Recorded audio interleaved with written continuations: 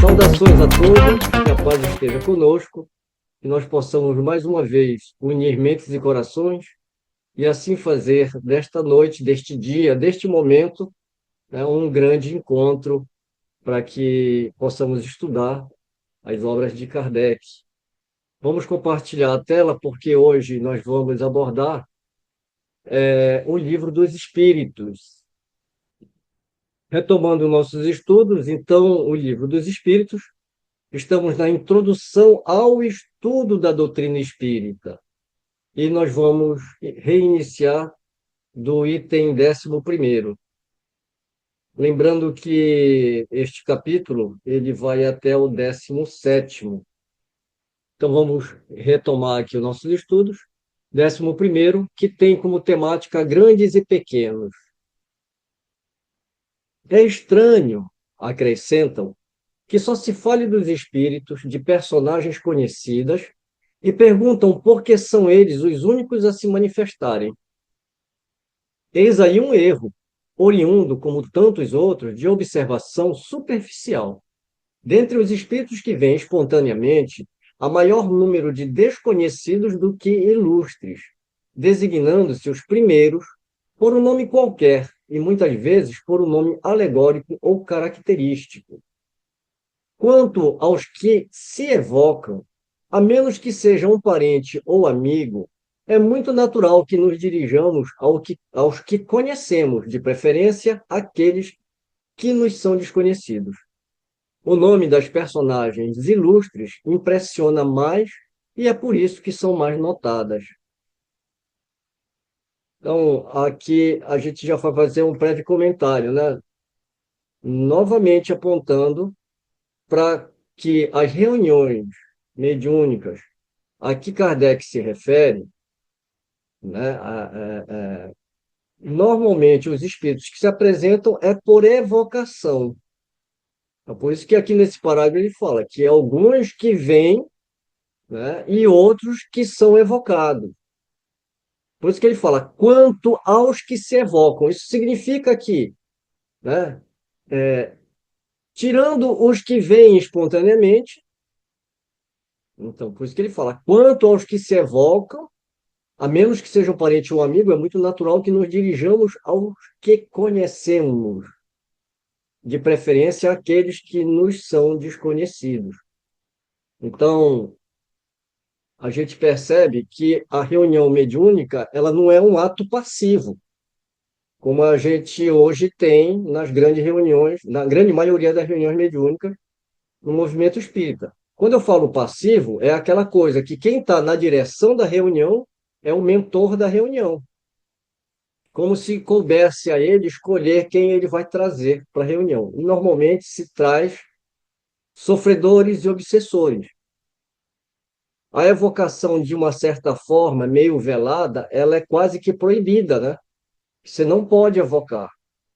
E como a gente viu no estudo passado, ou nos estudos anteriores, tem obras que falam, inclusive, que isso se dava ao tempo de Kardec, que agora é diferente. Agora o controle está, né, na mão do mentor. Não, o controle está na mão das pessoas que fazem parte daquela reunião, seguindo todas as orientações dadas por Allan Kardec, né, no Livro dos Médiuns. Depois de ter feito inúmeras observações dos fenômenos, conversado com inúmeros espíritos de várias categorias. Então, esse primeiro parágrafo já aponta que as reuniões não são passivas e nem é colocado sob a responsabilidade de um mentor. É responsabilidade, sobretudo, de nós encarnados e dirigentes de grupos mediúnicos e grupos de estudo. E como ele fala, é preferível evocar os que a gente já conhece, do que os que a gente não conhece.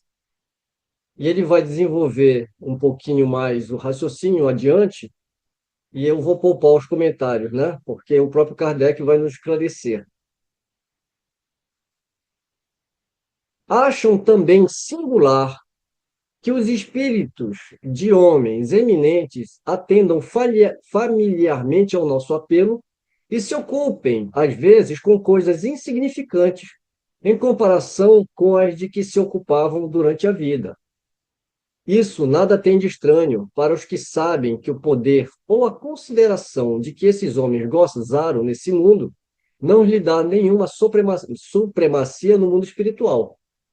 Nisto, os espíritos confirmam estas palavras do Evangelho: os grandes serão rebaixados e os pequenos serão elevados, que devem ser entendidas como se referindo à posição que cada um de nós ocupará entre eles, ou seja, como espírito. É assim que aquele que foi o primeiro na Terra poderá ser um dos últimos no mundo espiritual. Aquele diante de quem curvávamos aqui a cabeça pode, portanto, vir entre nós como o mais humilde operário, porque ao deixar a vida, deixou toda a sua grandeza e o mais poderoso monarca talvez lá se encontre abaixo do último dos seus soldados. Então, se referindo também a personalidades, né, famosas, né, lembrando que a condição do homem na Terra, ela é uma, a condição espiritual é outra. Aqui a gente é muito acostumado a dar mais a importância para o ter, né? Não para o ser. Às vezes aquele homem que tinha o poder, que tinha um cargo, que foi importante, que era uma celebridade, no campo, no campo não, no campo intelecto-moral, né? Intelectual é uma coisa. Como espírito, a condição dele não está sob o olhar do que ele tinha ou do que ele era, em termos de celebridade. Mas ali é o campo moral, né? A gente vê alguns relatos, inclusive no Evangelho segundo o Espiritismo, de uma rainha de França. No relato dela, ela fala que no mundo espiritual, ela via que ela era a rainha encarnada e que muitos se curvavam a ela pelo poder que ela tinha. E no mundo espiritual, pessoas que ela achava que eram inferiores a ela era muito mais elevada moralmente no plano espiritual do que ela. E ela aprendeu uma grande lição com isso, e tem um relato que é muito bonito, né, no Evangelho segundo o Espiritismo. Prosseguindo para o item 12º, com a temática da identificação dos espíritos.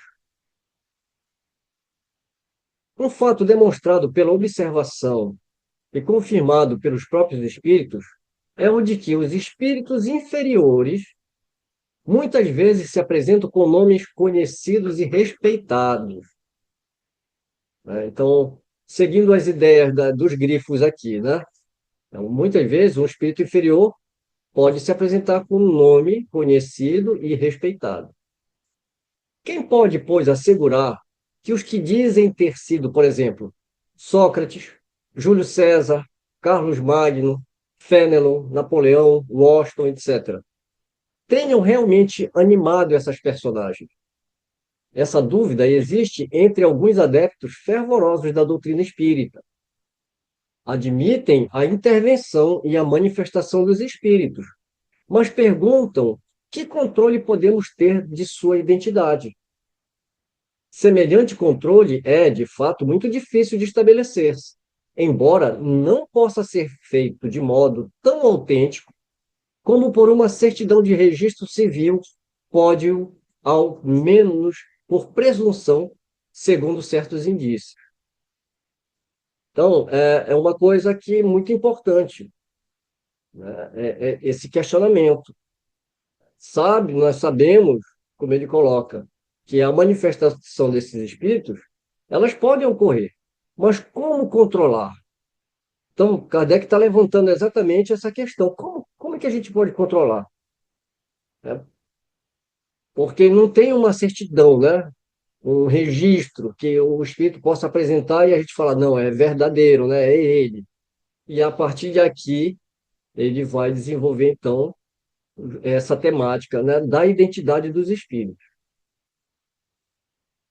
Quando se manifesta o espírito de alguém que conhecemos pessoalmente, de um parente ou de um amigo, por exemplo, sobretudo se morreu há pouco tempo, acontece geralmente que sua linguagem guarda perfeita relação com o caráter que lhe conhecíamos. Isto já é um indício de identidade, mas quase não há mais lugar para dúvida quando esse espírito fala de coisas particulares. Lembra casos de família que somente o interlocutor conhece. Um filho não se enganará, por certo, com a linguagem de seu pai ou de sua mãe, nem os pais com a linguagem dos filhos. Algumas vezes, nessas evocações íntimas, acontecem coisas surpreendentes, capazes de convencer o maior incrédulo. O cético mais endurecido fica, não raro, aterrorizado com as revelações inesperadas que lhe são feitas. Outra circunstância muito característica vem como prova de identidade. Dissemos que a caligrafia do médium muda geralmente com o espírito evocado, e que essa caligrafia se reproduz exatamente igual toda vez que o mesmo espírito se manifesta. Constatou-se inúmeras vezes, sobretudo para pessoas falecidas recentemente, que a escrita denota flagrante semelhança com a que tinha essa pessoa em vida. Tem-se obtido assinaturas de perfeita exatidão. Longe estamos, entretanto, de dar esse fato como regra, e menos ainda como regra constante. Apenas o mencionamos como digno de nota. Então, antes da gente prosseguir, né, fazer um breve comentário desse primeiro e desse segundo parágrafo. Aqui é um caso que já é muito conhecido da gente, né? Quando ele fala que quando a gente está evocando um espírito que a gente conhece, para a gente ter a certeza da identidade, o próprio espírito ele vai falar fatos íntimos que só aquela pessoa conhece, dados mesmo, né? Da própria particularidade de quando ele tinha em vida, né? Então, esse é o primeiro ponto. E como ele fala, é mais fácil porque se conhece o espírito, se conhece essas particularidades. E a outra é sobre a caligrafia, né? Mas ele deixa também claro que esse método ele não é infalível. Ele coloca, longe estamos, entretanto, da caligrafia, né? De dar esse fato como regra, e menos ainda como regra constante. Apenas o mencionamos como digno de nota. Nós já havíamos comentado que, às vezes, o espírito, o médium, né? Ele escreve com uma caligrafia, aí ele volta a escrever de outro espírito com outra caligrafia, depois outro com outra caligrafia. E quando ele vai dar a comunicação daquele anterior, ele volta para. Ou seja, é até uma espécie de controle, porque seria quase que impossível o próprio médium, né, se lembrar de toda a caligrafia, né, que ele tá fazendo. Mas como ele coloca também, né, é, não é uma regra constante, mas é um dos meios que a gente pode trabalhar com a identidade desses espíritos. E ele prossegue. Somente os espíritos que atingiram certo grau de purificação se acham libertos de toda influência corpórea. Porém, quando não estão completamente desmaterializados, é a expressão que se servem, conservam a maior parte das ideias, dos pendores e até das manias que tinham na Terra, o que também é um meio de reconhecê-los. Meio a que igualmente se chega por uma imensidade de fatos minuciosos, que só uma observação atenta, cuidadosa, pode revelar. Eu acho importante a gente grafar bem essas palavras que ele usa aqui, que inclusive ele vai insistir nisso, né? Que é observação atenta, cuidadosa, em reuniões mediúnicas, você obtém várias comunicações. O Kardec, ele tinha como disciplina, toda reunião que ele abria, de estudos, ele primeiro passava a limpo todas as comunicações do dia anterior ou da reunião anterior, para fazer de novo uma análise daquelas. Era objeto de estudos. Então, um grupo de estudo mediúnico, ele deve seguir o mesmo exemplo, porque nós recebemos várias comunicações. Essas comunicações, hoje, nós temos uma tecnologia que é o gravador, que não se tinha na época de Kardec. Por isso que a maioria das comunicações é recebida por psicografia, que era uma maneira de você ter uma documentação. No nosso caso, a gente tem a tecnologia da gravação. E hoje, com os aplicativos, né, com as inteligências artificiais, com os aplicativos, você tem até como transcrever essas comunicações. Você não precisa mais ficar escutando e transcrevendo, né? Hoje você tem aplicativos que você joga o áudio e ele transcreve. Você só tem que ter cuidado depois de fazer as correções devidas. Mas essas comunicações, elas devem ser lidas, por mais frívolas, por mais bobinhas que pareçam, extrair dali de cada comunicação um estudo aprofundado, porque ali você começa a classificar o espírito, que tipo de espírito é, que tipo de comunicação, se essas comunicações elas são repetitivas, se as comunicações elas são repetitivas, será que é do mesmo espírito? Veio pelo mesmo médium? Ou veio por duas comunicações parecidas por médiums diferentes? Qual foi a percepção que cada médium teve na hora dessa comunicação? Então, não é simplesmente você dar passividade, receber a comunicação, achar tudo lindo, maravilhoso, e na outra reunião você já esqueceu delas. Você vai precisar delas, né? Para quê? Para ir sempre observando, sempre comparando e sempre seguindo esse critério rigoroso, né? Então, às vezes, a gente tem uma comunicação e fala, não, era um espírito sofredor, ele falou que estava sofrendo e a gente acolheu e ele foi levado pela espiritualidade, né? Então, muitas vezes acontece realmente isso, né? Mas é bom que se deixe registrado, que se deixe observado, porque nós sabemos que um único espírito pode se passar por vários.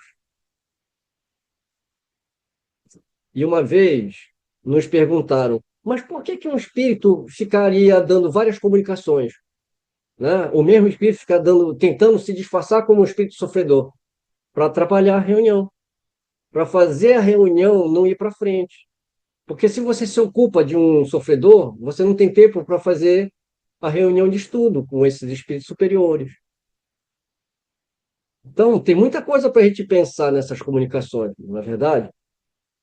Então, quando a gente começa a observar e a gente já começa a perceber que ali pode ter uma influência ou uma interferência, né, aí a gente pode, inclusive, fazer o questionamento futuro, né, na mesma reunião mediúnica, né, fazer as perguntas para os espíritos mentores da reunião sobre o que está acontecendo, pedir aconselhamento, e eles podem ajudar.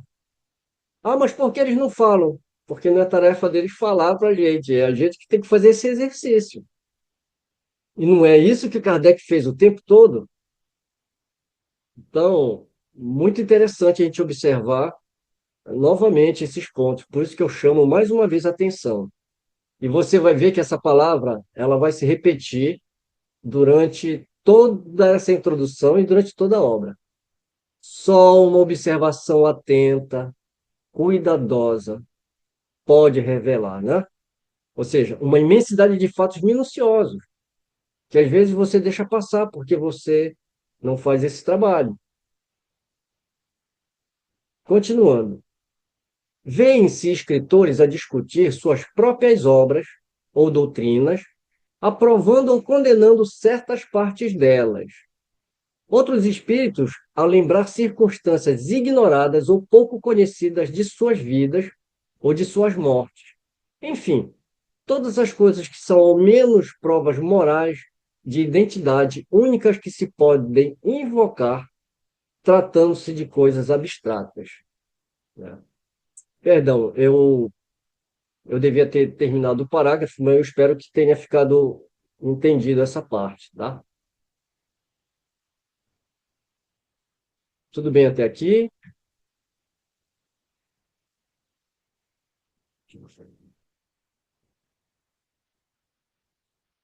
Ok. Então vamos continuar. C, pois a identidade do espírito evocado pode, até certo ponto, ser estabelecida em alguns casos, não há razão para que não o seja em outros. E se não dispomos dos mesmos meios de controle para pessoas cuja morte ocorreu há mais tempo, resta sempre o da linguagem e do caráter. Porque, seguramente, o espírito de um homem de bem não falará como o de um homem perverso ou de um devasso. Quanto aos espíritos que se apropriam de nomes respeitáveis, logo se traem por sua linguagem e por suas máximas. Aquele que disse, aquele que se dissesse Fénelon, por exemplo, e que ofendesse, ainda que acidentalmente, o bom senso e a moral, mostraria por esse simples fato o embuste. Se, ao contrário, os pensamentos que ele exprime são sempre puros, sem contradições e constantemente à altura do caráter de Fénelon, não há motivos para se duvidar de sua identidade. De outro modo, seria preciso admitir que um espírito que só prega o bem é capaz de mentir conscientemente, e isso sem utilidade alguma. Então, aqui ele está trazendo agora uma outra forma de identificar esses espíritos. Então, como ele fala aqui, né? Se não dispomos dos mesmos meios de controle para outros espíritos, né, que já morreram há mais tempo, espíritos não, pessoas, né, cuja morte já ocorreu há mais tempo, resta sempre o da linguagem do caráter. Então, aqui ele está nos dando também uma outra forma de controle, uma outra forma de identificar esses espíritos, que é pela linguagem. Um espírito bom só vai poder falar coisa boa, né, de cunho moral e tudo mais. Então, é também observar como esses espíritos eles vão se comunicar. Lembrando sempre também, que nunca é demais, que outra coisa que o espírito faz, que não faz um espírito mais elevado, é falar para a gente o que a gente tem que fazer, porque isso fere o nosso livre-arbítrio. Então, aquele espírito que vai falar para você, olha, publica isso, não publica aquilo, escreve isso, não escreve aquilo, atende a isso, não atende aquilo. Normalmente, eles vão até poder nos orientar, desde que a gente já tenha feito parte do trabalho. Quando a gente está lá na Gênesis, o Kardec vai falar que toda revelação ela tem dois caráteres, divino e humano. Porque os espíritos não vão falar para a gente o que a gente tem que fazer. A gente tem que fazer a nossa parte. Eles nos orientam. Eles esperam estarmos a caminho e eles nos auxiliam. A gente vê o Kardec o tempo todo trabalhando, principalmente no Evangelho segundo o Espiritismo, onde ele se retira, né, justamente para se concentrar longe de todo aquele, de toda aquela intensa atividade da sociedade espírita. Ele se afasta, vai para um lugar mais sossegado, mas enquanto ele escreve, ele tem dúvidas e ele questiona a espiritualidade, ele pede conselho e ele é atendido. Mas em momento nenhum o Espírito da Verdade falou: olha, capítulo primeiro, coloca isso, capítulo segundo. Não, ele não vai fazer isso, né? Então, é o caráter da revelação, caráter humano, caráter espiritual. A experiência nos ensina que os espíritos da mesma categoria, do mesmo caráter e animados dos mesmos sentimentos reúnem-se em grupos e em famílias. Ora, o número dos espíritos é incalculável e estamos longe de conhecê-los a todos. A maioria deles nem mesmo tem nomes para nós. Um espírito da categoria de Fênelon pode, pois, vir em seu lugar, muitas vezes até como seu mandatário. Apresenta-se, então, com seu nome, porque ele é idêntico e pode substituí-lo. E porque precisamos de um nome para fixar nossas ideias. Mas que importa, afinal, que um espírito seja realmente o de Fênelon? desde que só diga coisas boas e fale como teria feito o próprio Fênelon, é um espírito bom. O nome pelo qual se dá a conhecer é indiferente, não passando muitas vezes de um meio para fixar nossas ideias. Não se daria o mesmo nas evocações íntimas. Mas aí, como já dissemos, a identidade pode ser estabelecida por provas de certos modos evidentes. Então, mais ou menos para a gente não se apegar a nomes. Mas, muitas vezes, nós precisamos de um nome para nos fixar, né? Fixar nossas ideias, ter um parâmetro. Os próprios espíritos, quando nós questionamos, você tem um nome, né? Às vezes ele fala, é um espírito amigo, ou ele pode até falar que é Fénelon. Ele não está muito preocupado com isso. E quem deveria estar menos preocupado seríamos nós. É lógico que nós já questionamos nomes de alguns espíritos, até para a gente se situar, ter um, como ele fala, para a gente fixar uma ideia. Quem precisa do nome somos nós. Mas o mais importante não é o nome, é a mensagem que esse espírito dá, é a relação que ele tem conosco. Coloquei uma notinha aqui, né? Não podemos ainda assim admitir que todo espírito seja realmente o de Fénelon, por algumas máximas morais e ensinamentos. É preciso continuar observando e, sobretudo, interrogando o mesmo, o espírito em si. Não podemos aceitar nomes distintos apenas por vaidade de tê-los à nossa disposição. É uma observação que eu gostaria de deixar aqui, porque por mais que seja um bom espírito, né, a gente não pode se prender a esse nome. E se a gente identifica que realmente a comunicação é digna de Fénelon, que a gente continue observando, né?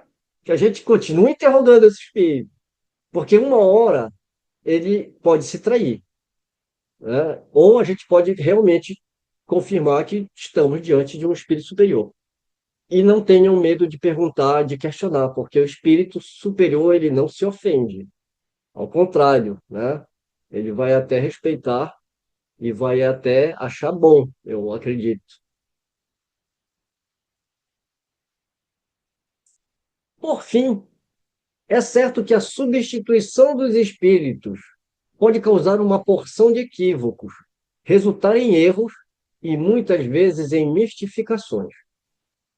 Essa é uma das dificuldades do espiritismo prático, mas jamais dissemos que essa ciência fosse uma coisa fácil, nem que se pudesse aprendê-la brincando, como também não se dá com qualquer outra ciência.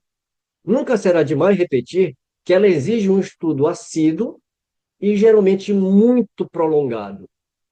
Não se podendo provocar os fatos, ou seja, os fenômenos espirituais, é preciso esperar que eles se apresentem por si mesmos.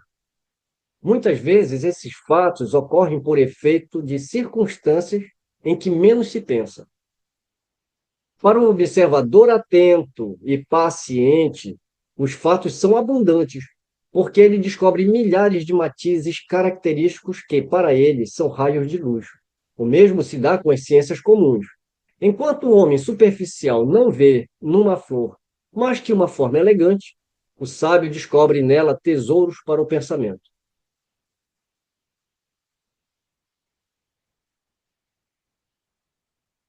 Esse final de parágrafo, né, esse último parágrafo aqui, ele é bem importante a gente ler com cuidado, né? No livro dos médiuns, o Kardec ele não fala só sobre mediunidade, ele fala sobre a constituição das sociedades, ele fala sobre uma série de outras coisas. Ele fala sobre a organização do movimento espírita. Mas ele também fala sobre as dificuldades da mediunidade, os percalços da humanidade. Então, longe, né, daquela história de que a mediunidade é tranquila, está tudo bem, a gente pode praticar, é só ir lá para o centro, né? Não, não é bem assim, né? Tem percalços, tem dificuldades. Então, é como ele coloca, na teoria é uma coisa, né? A dificuldade do espiritismo prático é justamente você fazer essas identificações. Por isso que a gente volta a insistir sobre aquelas palavras: observação, paciência, estudo, perseverança, disciplina. E aqui ele chama atenção, né? Não, essa ciência, jamais dissemos que fosse uma coisa fácil, nem que se pudesse aprendê-la brincando. E nunca será demais repetir que exige um estudo assíduo e geralmente muito prolongado. Bem, eu coloquei uma nota aqui que é a respeito justamente sobre os fenômenos. Qual foi a metodologia que Kardec utilizou para fazer a observação desses fenômenos? Então, quando ele fala que não se pode provocar os fatos, é preciso esperar que eles se apresentem por si mesmos. Quando se trata de fenômenos espirituais, é necessário aplicar a metodologia adequada para a observação desses fenômenos. Kardec nos lembra que, diferentemente dos fenômenos materiais, estes não podem ser controlados pelo observador, uma vez que estamos lidando com individualidades. Então, essa que é a diferença, porque muita gente não entende por que que a gente fala que o espiritismo é uma ciência de observação. É uma ciência de observação porque foi aplicada a metodologia científica de observação desses fenômenos. Mas nós devemos lembrar que os fenômenos, eles não espirituais não podem ser reproduzidos à exaustão e nem sempre se obtém o mesmo resultado, né? Então foi o que Kardec fez pacientemente. E aqui, novamente, para o observador atento e paciente, os fatos são abundantes, porque ele descobre milhares de matizes característicos que para ele são raios de luz. É que eu estava falando sobre a observação dessas comunicações, a análise de cada comunicação, a comparação dessas com as que vão sendo recebidas. Como é que ela é recebida por um médium? Como é que é recebida por outros? Então, quanto mais a gente vai fazendo as observações, mais a gente se depara com material de estudo. E foi o que Kardec fez ao analisar o fenômeno das mesas girantes. Nessas reuniões, aí aqui já é o texto de Kardec, tá? Isso daqui está, inclusive, em obras póstumas e foi o trecho da nossa apresentação da biografia de Kardec, quando ele faz o exame desses fenômenos. Olha o relato de Kardec. Foi nessas reuniões que fiz meus primeiros estudos sérios em espiritismo. Menos ainda por meio de revelações, menos ainda por meio de revelações, né? Do que pelas observações. Apliquei a essa nova ciência, como fizera então, o método experimental. Nunca elaborei teorias preconcebidas.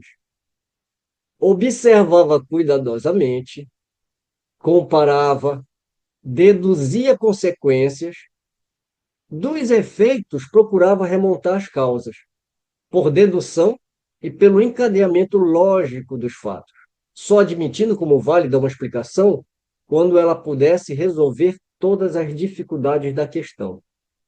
É assim que procedi sempre em meus trabalhos anteriores, desde a idade de 15 a 16 anos.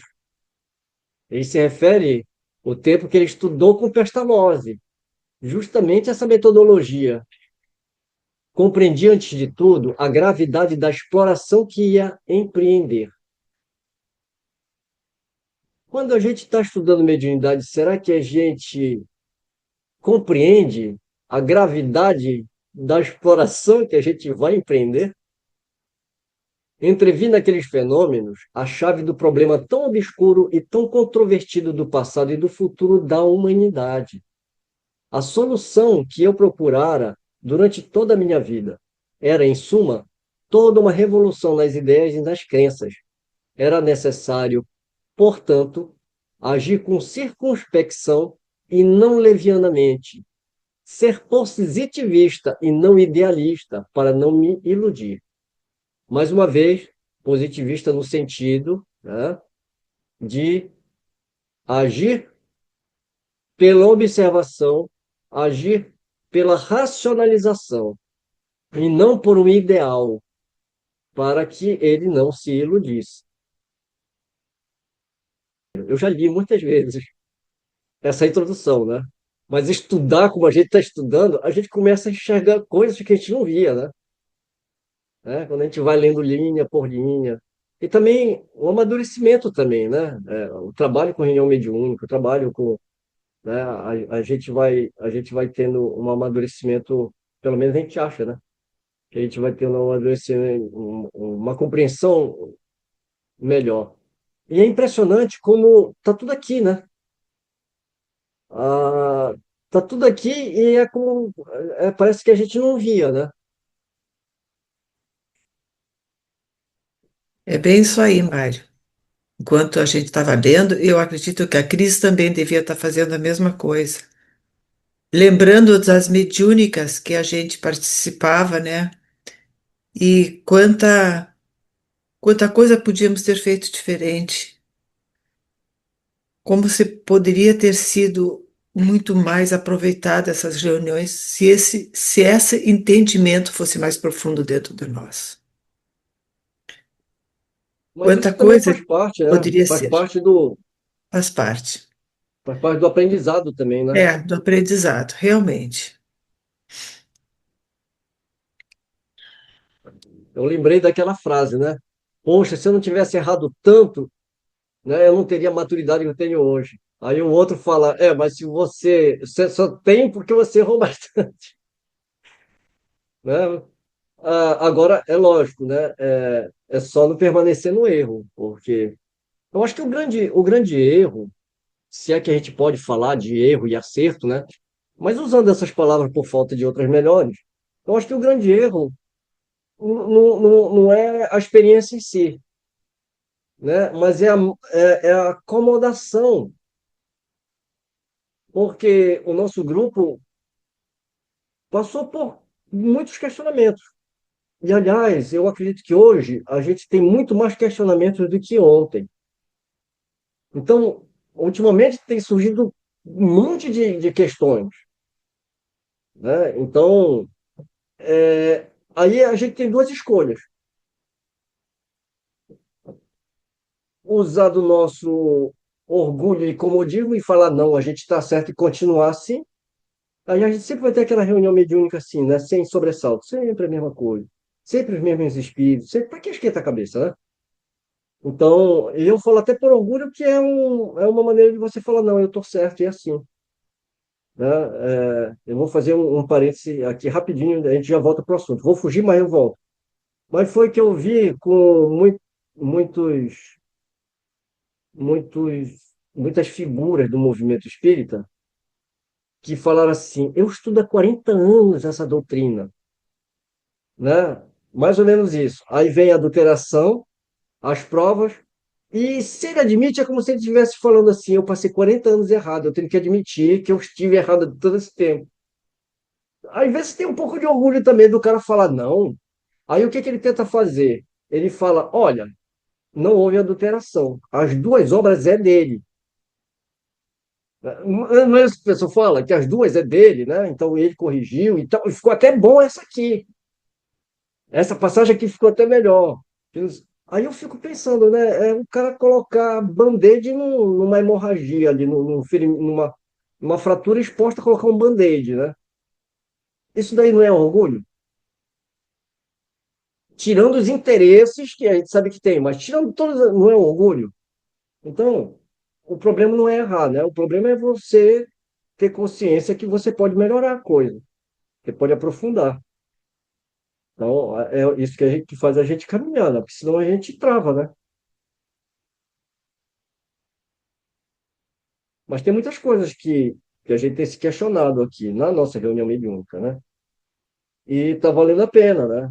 Porque é uma oportunidade também de você agora ter um espaço para fazer esse diálogo com os espíritos superiores. Colocar as questões. O que Kardec fazia era exatamente isso. E não é perguntar na hora, né? Você tem que formular as perguntas por escrito antes. Kardec não ia para uma reunião da Plena Amazon ou de qualquer, da senhorita, né? De todas aquelas reuniões, ele ia com as perguntas prontas. É que eu falei, os espíritos estão lá, mas eles não vão esperar e falar, olha, eu acho que você quer saber disso. Aí fala, não, ele vai esperar você se manifestar e eles vão estar lá para dar resposta. Só que você tem que fazer a pergunta, né? Mas se você nunca pergunta, não te dá resposta. E fica por isso mesmo, né? E assim caminha a humanidade.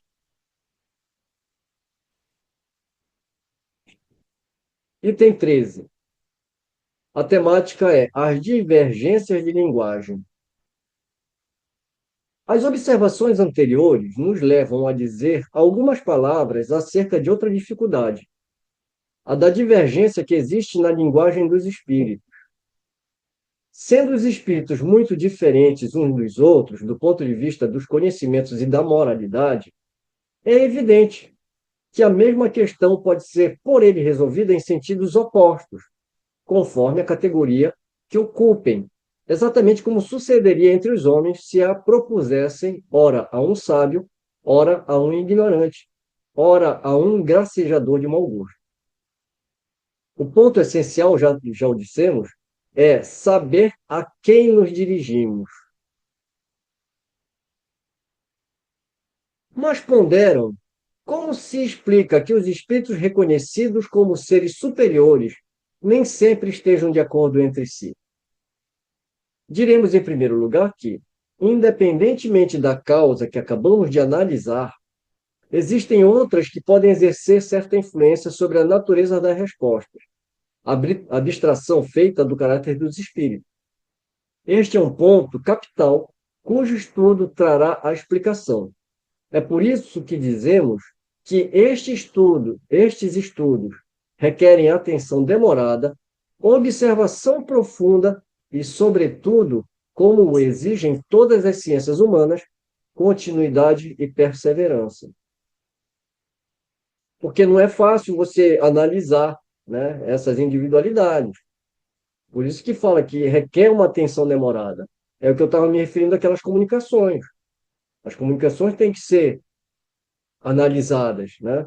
Então, quando ele coloca aqui, logo no início do parágrafo, ele está falando sobre as diferenças da escala espírita que existe desses espíritos, né? Mas alguns falam, mas se os espíritos, né, podem ser muito diferentes do outro do ponto de vista dos conhecimentos e da moralidade, né? Mas quando se chega ao ponto de se dirigir a espíritos reconhecidos como seres superiores, por que que há divergência entre eles? Essa é a questão. Então, ele volta a insistir, né? Por isso que esses estudos requerem atenção demorada. São precisos alguns anos para formar-se um médico medíocre e 3/4 da vida para formar-se um sábio. E querem, em algumas horas, adquirir a ciência do infinito. Que ninguém, portanto, se iluda. O estudo do Espiritismo é imenso, de respeito a todas as questões da metafísica e da ordem social. É todo um mundo que se abre diante de nós. Será de admirar que demande tempo, muito tempo mesmo? Então, não é simplesmente você colocar numa apostila as chamadas apostilas de doutrinadores. Alguém já ouviu isso em algum centro espírita? Apostila de doutrinadores. A pessoa faz um curso na casa espírita de 2, 3 meses, sai com a apostila debaixo de braço, com todas as falas que se pode ter com o espírito, para doutrinar o espírito, né? Isso é brincadeira. É que nem ele falou aqui. Para formar um médico medíocre, se leva anos. Um sábio, 1/4 parte da vida. E a pessoa que vai se ocupar, né, da ciência do infinito quer fazer isso em alguns meses, em algumas horas, em alguns dias. E reduzir a um estudo de uma apostila é uma coisa muito grave, na verdade, né? Além disso, nem sempre é contradição desses espíritos superiores, porque que eles divergem, né? Além disso, nem sempre a contradição é tão real quanto possa parecer. Não vemos todos os dias homens que professam a mesma ciência divergirem na definição dada a uma coisa, seja porque empregam termos diferentes, seja porque a consideram sob outro ponto de vista, embora a ideia fundamental seja sempre a mesma. Que se conte, se possível, o número de definições que foram dadas da gramática. Acrescentemos ainda que a forma da resposta depende muitas vezes da forma da pergunta. Seria pueril, portanto, ver contradição onde geralmente só existe diferença de palavras. Os espíritos superiores não se preocupam de modo algum com a forma. Para eles, o fundo do pensamento é tudo. Tomemos, por exemplo, a definição de alma. Não tendo esta palavra uma acepção única, os espíritos podem, assim como nós, divergir na definição que lhe dão. Um poderá dizer que é o princípio da vida, outra chamá-la de centelha anímica, um terceiro afirmar que ela é interna, um quarto que é externa, etc. E todos terão razão, cada um do seu ponto de vista. Poder-se-á mesmo crer que alguns deles professem teorias materialistas, e, todavia, não ser assim. Dá-se o mesmo com a palavra Deus. Será o princípio de todas as coisas, o Criador do universo, a inteligência suprema, o infinito, o grande espírito, etc. Mas, em última análise, será sempre Deus. Se temos finalmente a classificação dos espíritos, eles formam uma série ininterrupta, desde o grau inferior até o grau superior. A classificação é, pois, arbitrária. Um poderá fixá-la em 3 classes, outro em 5, 10 ou 20, à vontade, sem que nenhum esteja em erro. Todas as ciências humanas nos oferecem o mesmo exemplo. Cada sábio tem seu sistema. Os sistemas mudam, mas a ciência não muda. Quer se aprenda a botânica pelo sistema de Linneu, de Josier ou de Tournefort. Nem por isso se saberá menos botânica. Bem, aqui tem a nota de rodapé falando quem são esses homens, né? Linneu, no caso, aqui é Carl von Linneu, pioneiro na criação de um sistema hierárquico de classificação dos seres vivos, usado até hoje, embora já bastante modificado. O Josier e o Tournefort, né? Sobrenome de grande família de botânicos francesas. O Tournefort estudou a morfologia e a classificação botânica. A gente não vai se ocupar muito com a biografia desses homens, só lembrando que eles eram homens de ciências no ramo da botânica, né? Então, como ele fala, quer se aprender da botânica pelo sistema de um, de outro, ou de ainda um, mais um outro, nem por isso se saberá menos botânica, né? Porque cada um tem uma forma de estudar e nenhum deles está errado. Deixemos, pois, de dar às coisas puramente convencionais mais importância do que merecem, para só nos atermos àquilo que é realmente sério e não raro. A reflexão nos fará descobrir, naquilo que parecia ser o maior disparate, uma similitude que nos havia escapado a um primeiro exame. Voltando para o nosso texto, item 14, a temática agora é as questões de ortografia. Passaríamos de leve sobre a objeção de alguns céticos a propósito das falhas ortográficas cometidas por certos espíritos, se ela não desse margem a uma observação essencial.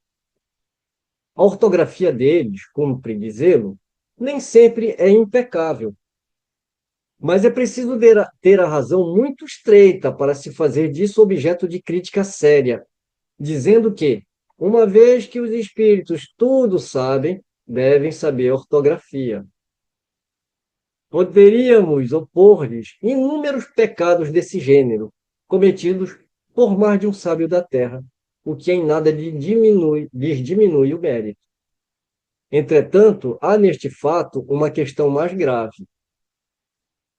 Para os espíritos, principalmente para os espíritos superiores, a ideia é tudo, a forma nada é. Libertos da matéria, sua linguagem é rápida como o pensamento, pois que são os próprios pensamentos que se comunicam sem intermediário. Devem, pois, sentir-se muito pouco à vontade quando são obrigados, para se comunicarem conosco, a se servirem das formas longas e embaraçosas da linguagem humana, e, sobretudo, a lutarem com a insuficiência e imperfeição dessa linguagem para exprimirem todas as ideias. É o que eles próprios dizem. Por isso, é curioso observar os meios de que muitas vezes se servem para atenuarem esse inconveniente. O mesmo se daria conosco se tivéssemos de nos exprimir num idioma mais extenso em palavras e expressões e mais pobre em fraseados do que o nosso. É a dificuldade sentida pelo homem de gênio, que se impacienta com a lentidão da pena, sempre muito atrasada em relação ao seu pensamento. É compreensível, diante disso, que os espíritos liguem pouca importância à puerilidade da ortografia, sobretudo quando se trata de ensino importante. Já não é maravilhoso, aliás, que se exprimam indiferentemente em todas as línguas e as compreendam todas? Não se conclui daí, no entanto, que a correção convencional da linguagem lhes seja desconhecida, pois a observam quando necessário. É assim, por exemplo, que a poesia por eles ditada desafiaria quase sempre a crítica do mais meticuloso purista, e isso a despeito da ignorância do médium.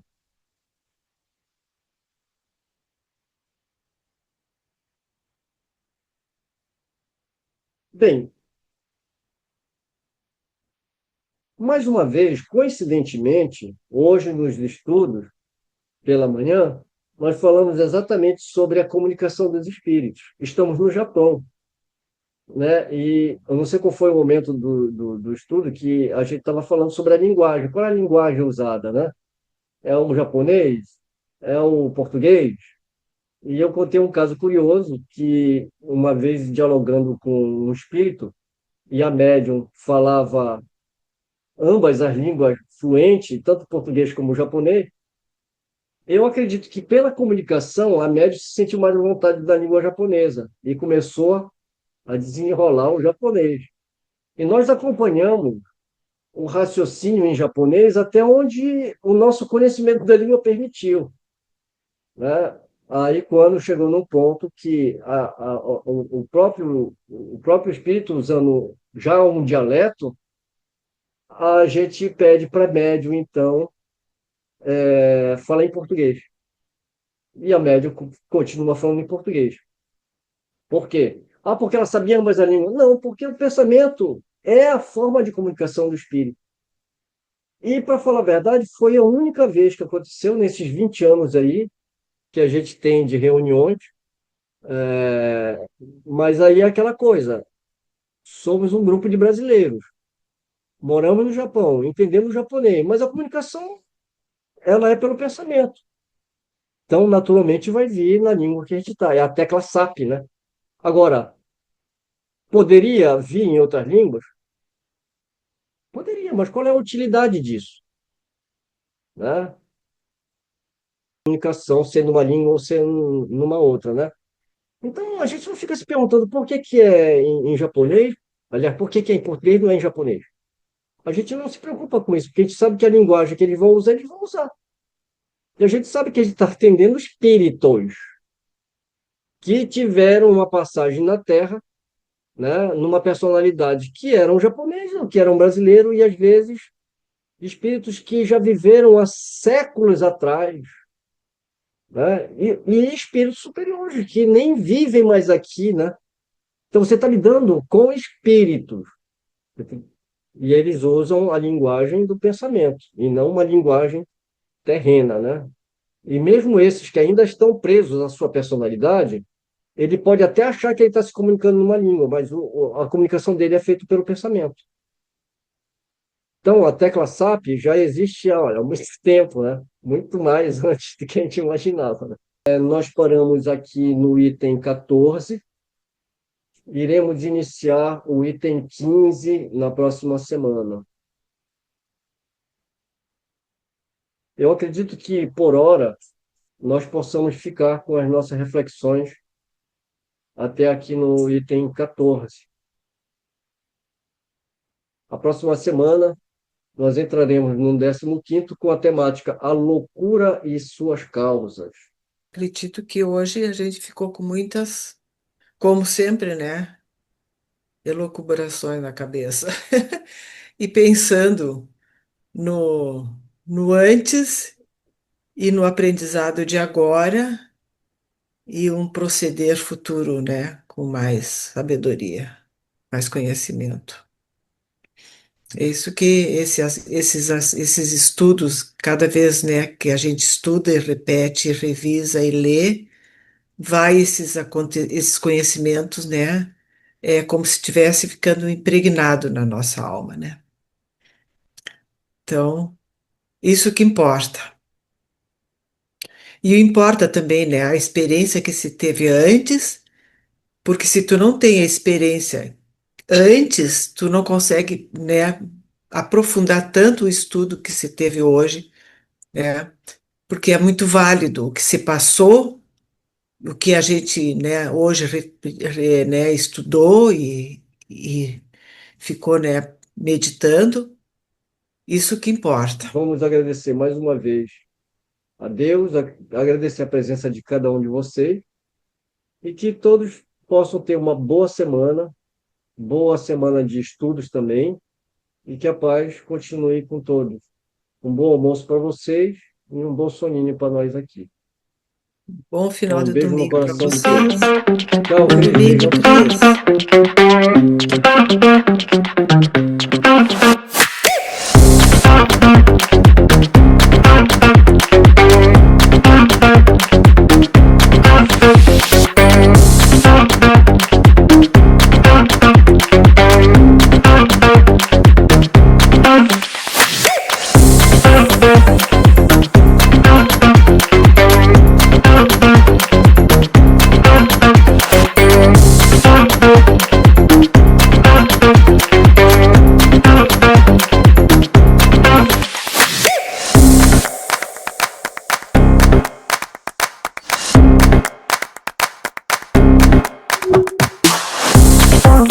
Cris.